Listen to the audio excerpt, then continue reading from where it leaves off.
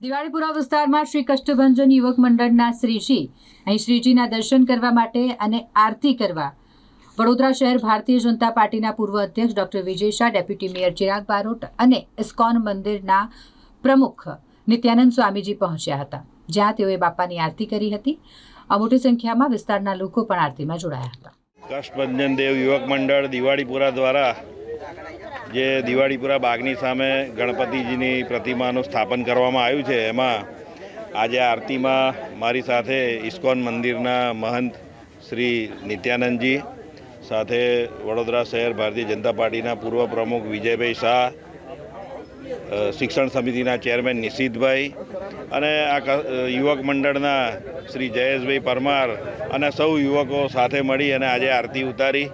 વડોદરા સંસ્કારી નગરી અને ઉત્સવોની નગરીમાં અત્યારે ગણપતિજીની જે આરાધના ચાલી રહી છે, સૌના વતી ભગવાનના ચરણોમાં પ્રાર્થના કે વડોદરા શહેરમાં સારું વિકાસ થાય, દરેક જણને સુખ શાંતિ અને સમૃદ્ધિ મળે, એવા ગણપતિ બાપાના ચરણોમાં પ્રાર્થના કરું છું।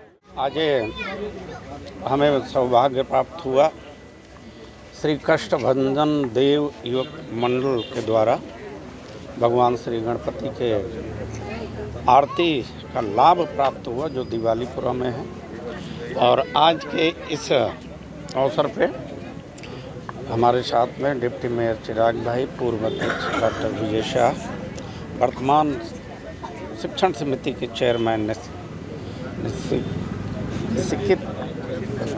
लिखित भाई और यहाँ के सभी भक्तजन, ये हमारा सौभाग्य है। और मैं कामना करता हूँ भगवान गणपति से कि हमारा शहर, हमारा प्रदेश इनके आशीर्वाद से खुशहाल रहे, सुख समृद्धि रहे और शांति रहे, यही हम कामना। वडोदराना पश्चिम विस्तारना सौथी जूना गणपति माने एकेला दिवाळीपुरा गार्डन सामेना गणपति जयेशभाई परमार અને એમની સમગ્ર ટીમ દ્વારા છેલ્લા કેટલાક વર્ષોથી એનું આયોજન થાય છે।